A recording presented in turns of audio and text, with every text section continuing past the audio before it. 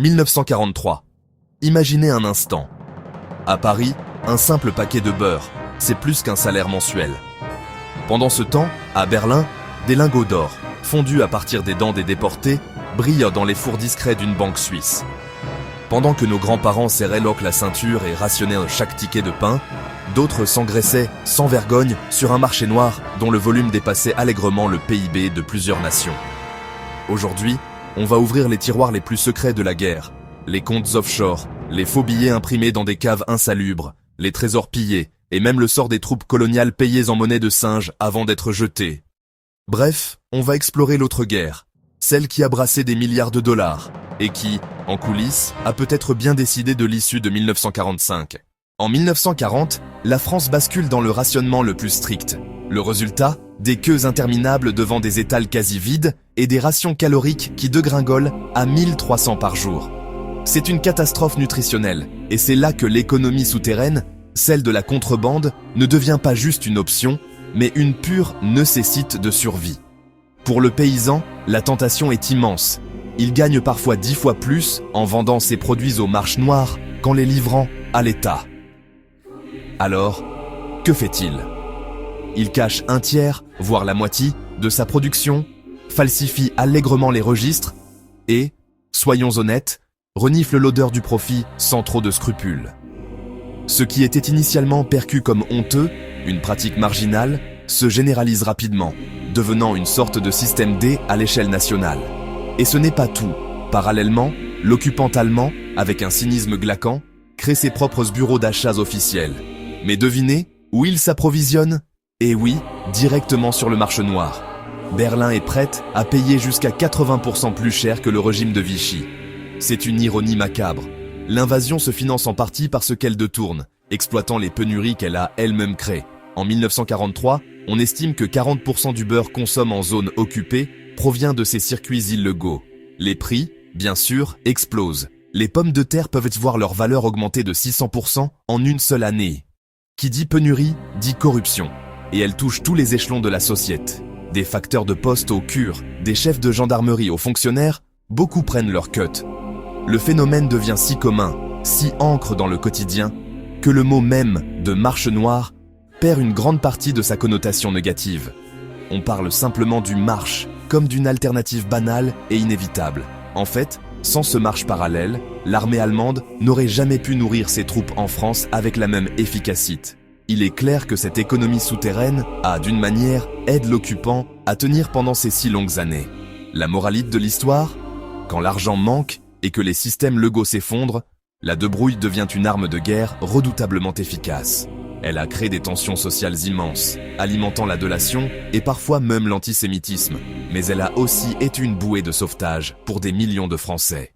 Code comptabilité. Hitler est en mode banqueroute dès 1938. Le Reich a besoin de cash, et vite. Le plan est d'une simplicité terrifiante et d'une cruauté sans nom. Piller méthodiquement les banques centrales des pays envahis, puis faire fondre tout cet or vol en lingots sans marquage. Et où trouver un refuge discret pour cet or macabre ? La Suisse. Les banques helvétiques, avec leur legend Air Neutralite, ne s'encombrent d'aucun certificat d'origine. Le résultat est sidérant. 75% de l'or allemand transite par Genève ou Bâle. Un tiers de cet or, on le sait aujourd'hui, provenait des bijoux, des couronnes dentaires, des montres arrachées aux deux portes. C'est une vérité qui glace le sang. Jusqu'en 1945, la Banque nationale suisse achète l'équivalent de 1,7 milliard de francs suisses de cet or indéterminé. Après la guerre, Berne accepte de rembourser seulement 250 millions et garde le reste. Un scandale qui couve pendant des décennies et éclate finalement en 1997 lorsque des historiens mettent à jour des comptes dormants au Crédit Suisse, des comptes oubliés remplis de ses richesses sans propriétaire apparent.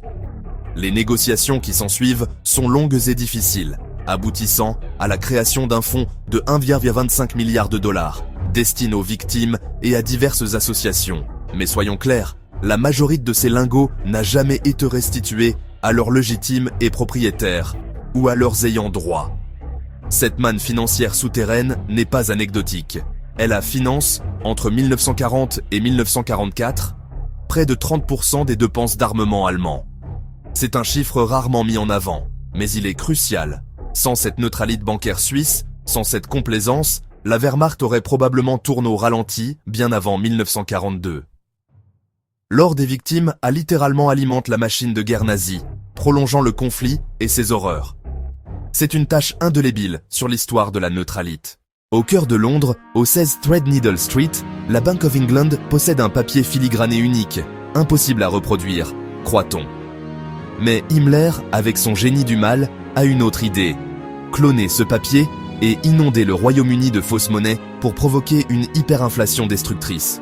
Le projet est baptisé Opération Bernard, en l'honneur de l'officier SS qui en prend la tête.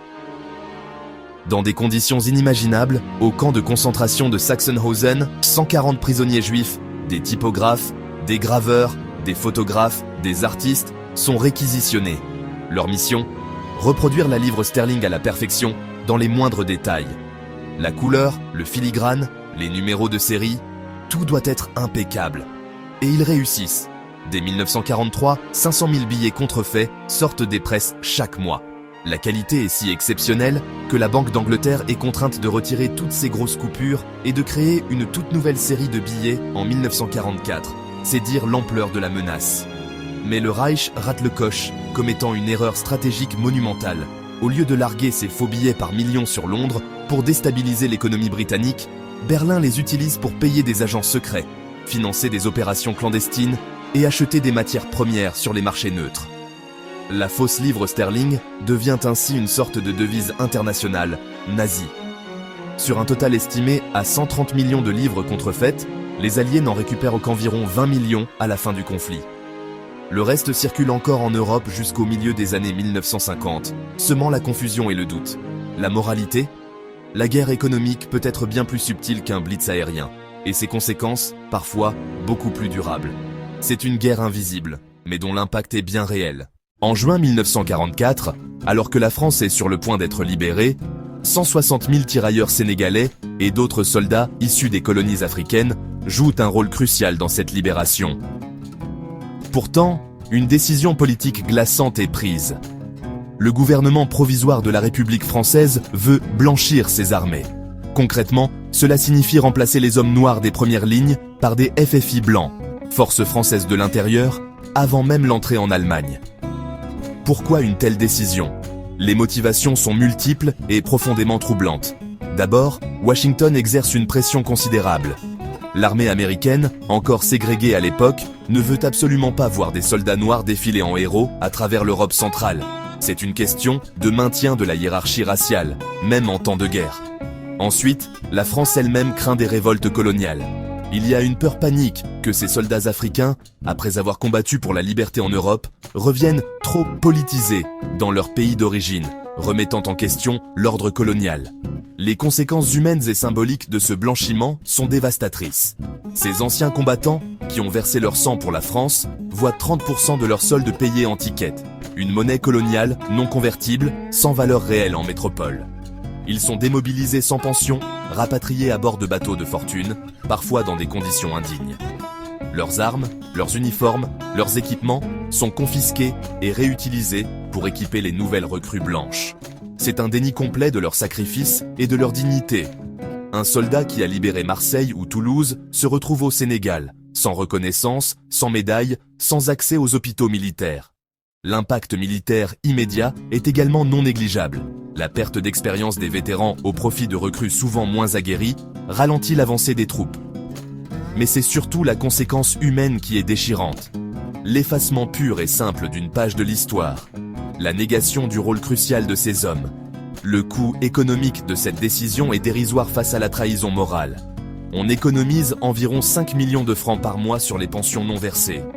Mais symboliquement, c'est une tentative de gommer une mémoire, de faire disparaître une contribution essentielle. Ce blanchiment devient un trafic administratif légal, certes, mais un pillage de la mémoire collective et un affront durable à ses héros. À la fin du conflit, le monde découvre, stupéfait, l'ampleur des milliards planqués.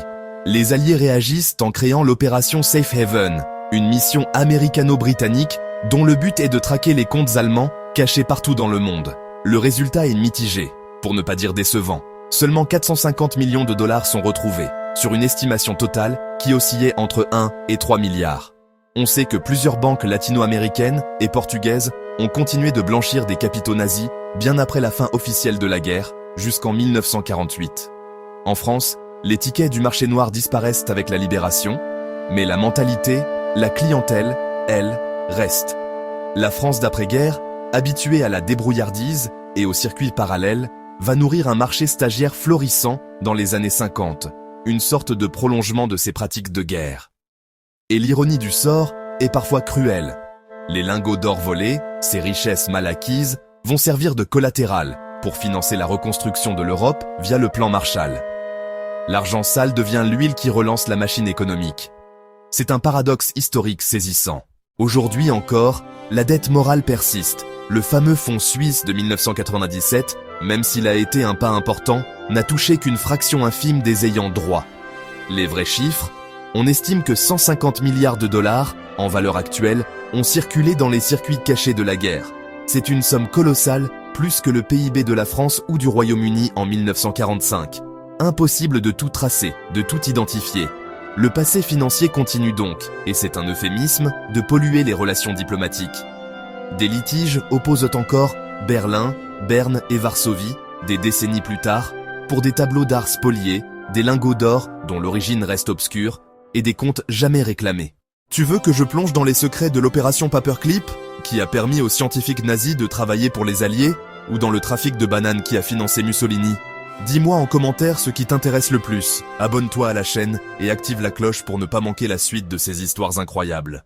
Si tu as appris ne serait-ce qu'un seul chiffre que tu ne connaissais pas aujourd'hui, si une seule de ces histoires t'a marqué, alors tape sur le pouce bleu et partage cette vidéo. C'est la meilleure façon de faire vivre cette chaîne et de soutenir ce travail, sans publicité. Merci à toi. La Seconde Guerre mondiale fut un volcan de fer et de feu, une épreuve d'une violence inouïe. Mais elle fut aussi, et c'est ce que nous avons vu, un véritable incendie de billets. Marché noir florissant, fausses livres par millions, lingots d'or volés, et même le sort ignoble de soldats noirs effacés de l'histoire. Toutes ces économies cachées ont tourné les tables du conflit autant, si ce n'est plus, que des divisions blindées ou des stratégies militaires. Sans elles, certains chocs n'auraient donc pas eu lieu, et certains régimes auraient peut-être plié bien plus tôt. La leçon, tant qu'il y aura guerre, il y aura une guerre parallèle, plus discrète, plus lucrative, et souvent plus déterminante que celle des champs de bataille.